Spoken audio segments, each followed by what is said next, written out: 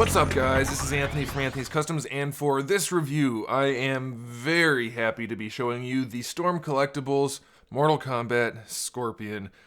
Oh my goodness, guys. You know, we hoped these figures were going to be everything they looked like they were going to be.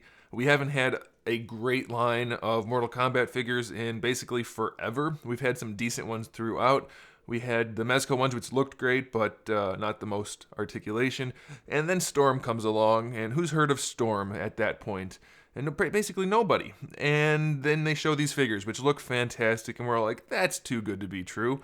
Turns out it's not. It's absolutely true. The figures are fantastic. This guy is one of my favorite figures ever. I am thoroughly impressed with him.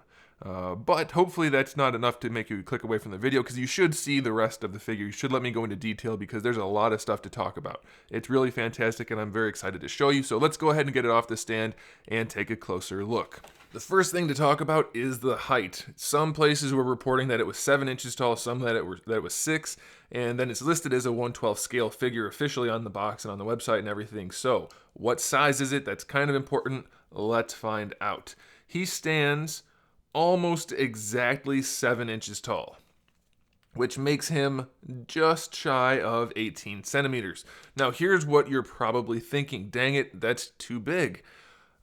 Yes and no, kind of. I'll show you some photos at the end, and I'll do a quick comparison right now. Most of your domestic figures that are supposedly 1/12 scale are bigger than 1/12 scale. I hate to break it to you, they're not accurately sized. They're almost always too big. So here's a quick comparison. I just happen to have this guy on hand. This is the Fat Batman from the DC Multiverse line. And he's just the tiniest bit shorter than Scorpion, which means, and he's actually not that tall. I mean, relative to the other figures, he's kind of squatty.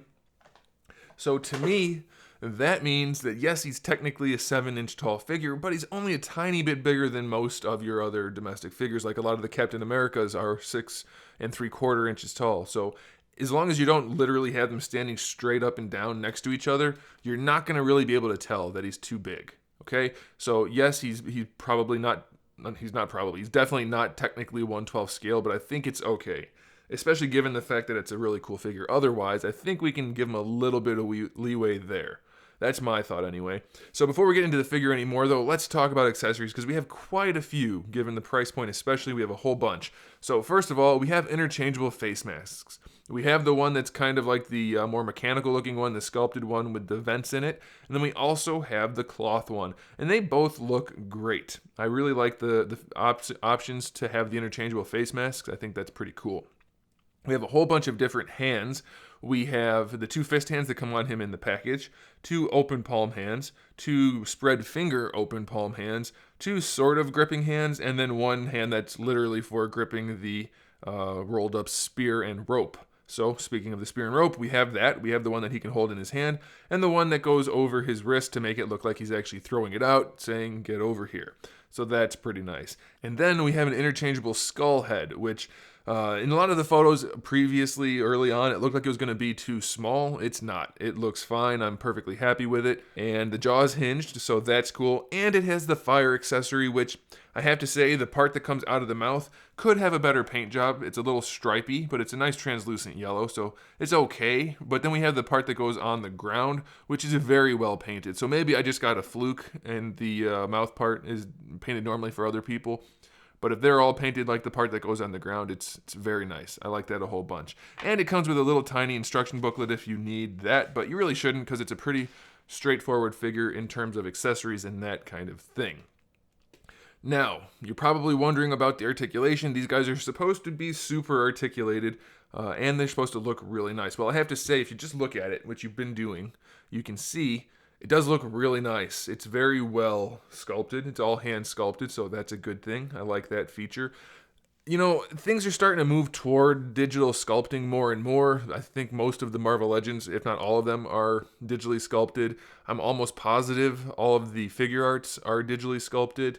And so I don't mind that, but there's something to be said about hand sculpting. You can kind of tell. It's not quite perfect. It's a little more realistic looking, and I like that. Some people may not, but for me personally, it's nice, and that is something you'll notice about this figure. As far as the paint goes, there's not a whole lot to talk about, to be completely honest. There's a little bit of black shading throughout the yellow, which I think is good. If you go too heavy with black shading on yellow, it can look very iffy. They did a good job with it down here on the boots or on the shin pads and knee pads. It does make it look like a different material, like it's metallic, as opposed to the yellow up here for the cloth. So that's nice. They did paint the studs in the armor down here, and it could be a little cleaner, but it's supposed to be a gritty, dirty look, so I'm okay with that. All of the wrist pads and forearm bracers, whatever you want to call them, have a nice little silver dry brush on there to give them a little bit of realism, I suppose. I can't quite tell if the pants are actually shaded or if it's just the way they molded them, but either way, it looks really nice. I think there's some gray shading on there. I think the black has gray shading on it throughout. It's just very subtle, and it's kind of hard for me to tell if it's the light bouncing off the plastic or not, but it looks great, so I guess it doesn't really matter. And then if you look at the fleshy parts, the skin on the arms, that has a little bit of coloration also, which looks very nice. So I'm very happy about that. The face, let's talk about the face. There's no face under the mask. You should be aware of that, but you don't need it because you're going to want to have the mask on anyway, or the skull head. But I love the way they painted the eyes and the brows, and it just looks so nice. I absolutely love it. If you can't tell, guys, this figure is really well done. And we haven't even gotten into the articulation yet, which has some of the... It's got some things on it that I've never seen before, and I'm so thrilled that they're there. Hopefully it's a new standard in action figures. We'll get to it, though. Be patient. We're going to work our way down the figure, as we always do. So the head is on a ball peg, which is on a really long ball peg. So there's one at the bottom where it connects into the torso, and then one at the top of the head. So you can move the head around on the top one, which is nice. You have really nice range because this hood is soft plastic, and this part is soft plastic also. So it's a separate piece, but it looks really nice. Yes, you can make it look disjointed like that if you try to, but if you try not to, it'll look just fine. You can pose the head very well. He can look up. Again, you have to be careful how you pose him or it's going to look weird, but it can look up, it can look down. You can lean it side to side, and of course full rotation. And part of that is possible because, like I said, we have a ball peg up here, but we also have one that goes down into the torso, and we have this soft piece of plastic here, which is a separate piece that allows the entire neck to move around. So it gives him a little bit extra realism and better range of motion than basically any neck I've ever seen in terms of having a fully clothed or cloth-covered neck. It's very cool. It can lean forward and back using that really long ball peg.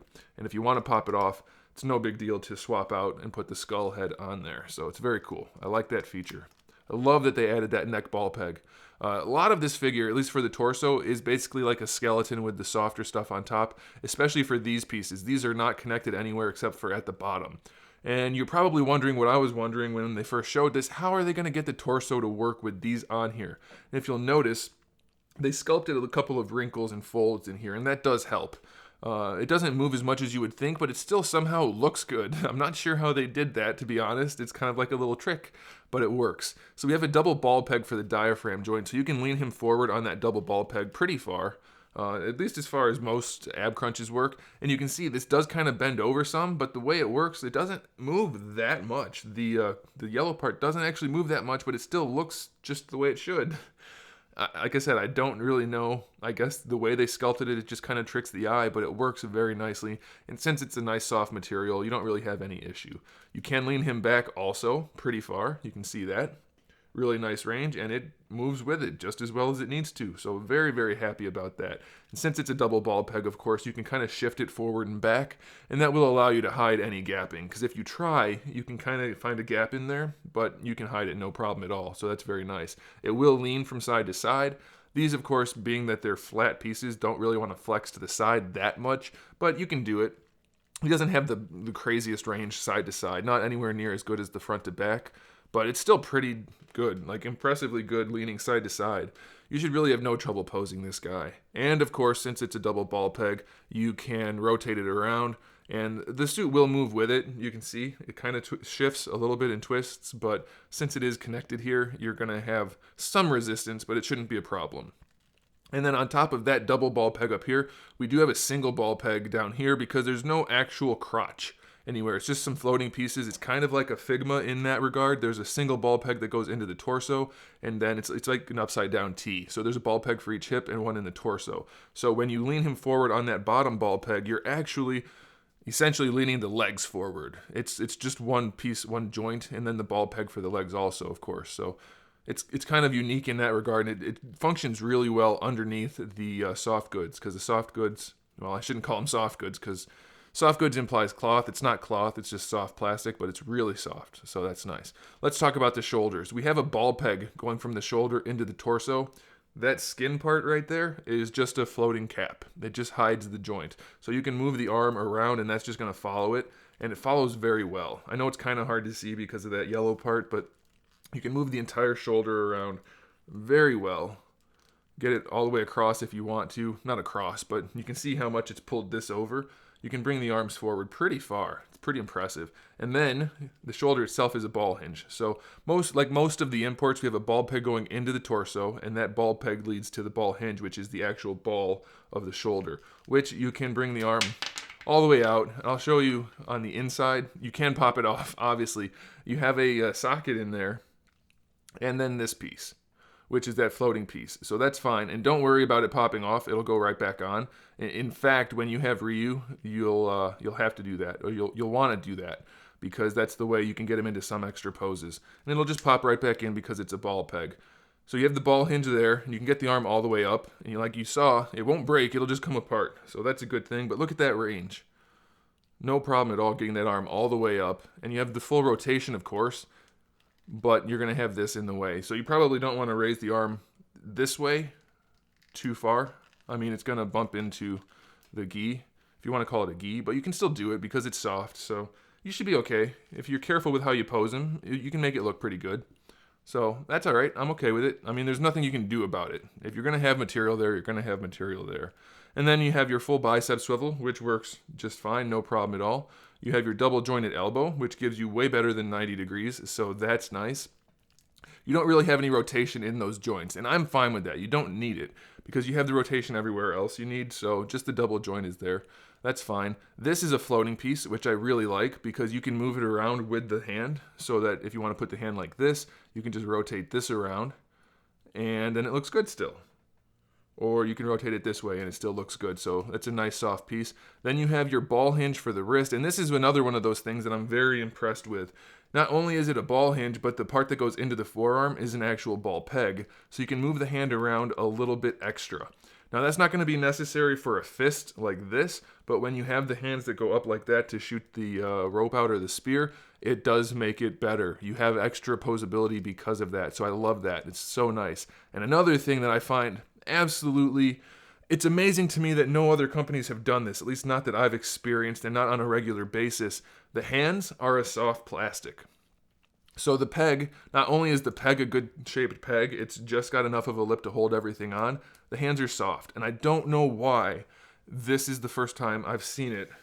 These things, you don't need the hands to be hard plastic. It's just a single sculpted piece. It doesn't matter. Look how soft these are. You can mush them around a lot. So that means you're never going to have to worry about breaking that wrist peg, swapping the hands out. Ever. Not at all. It's so nice. And then for the gripping hands, where's that? For the gripping hands, since they're soft, you can stretch the fingers out a little bit. Now, I wouldn't go nuts with it because you could screw up the paint or potentially tear off a digit. But you can stretch the fingers out to have him hold another character's wrist or something. Or, I don't know. It's just so much more functional, so much more practical to have the soft hands. And they did that, so that's nice. So let's go down to the hips and the legs. Like I said, the hips are just a ball peg with a socket, so that'll move around. You do have a thigh swivel underneath that, so you have really nice range. Basically all the range you could want out of a figure, and you probably want to see that. So let's bring the legs out to the side. Perfectly out to the side, if not better than 90 degrees. I can't get over that. And it's just a big ball socket. They handled it so well. Simple articulation can work so nicely when executed properly. Not bad going forward either. Basically completely out 90 degrees again. No problem at all. The soft goods are nice and soft. You can see this even still hangs down rather than sticking straight out. It's so well executed. It's so well. And you guys will see in the photos at the end how nicely you can pose this guy without much effort at all. It's so nice. And then for the knees, we have a double jointed knee, pretty standard type of knee joint, but it works really well. And I have to say, it's a very nicely executed knee joint. It's filled in really nicely. There's not huge gapping or anything like that. I mean, you can see the guts a little bit, but that's going to happen. So I am very pleased with that as well. And then we have our foot and our ankle. So the ankle has your standard ankle hinge right here, which is, like I said, standard. You have the hinge. But what makes this work better, and this is another thing I don't understand why companies don't do, instead of being a straight peg or a regular ankle rocker type peg, it's got a ball peg. Now that is good and bad in two different ways. The good part is you can offset the hinge. So you see how I can move the foot back on that ball peg or forward on that ball peg? Moving it forward allows me to bring the foot farther forward. It goes over the armor, no problem. And then it stops right there. But if I want it to go farther backwards, I can shift it again and move it farther backwards. So it gives you really good range in that regard. Now, the only downside to that is for the ankle rocker is it's a ball peg. So it does limit the ankle rocker a little bit. You're only getting maybe 15, 20 degrees out of it.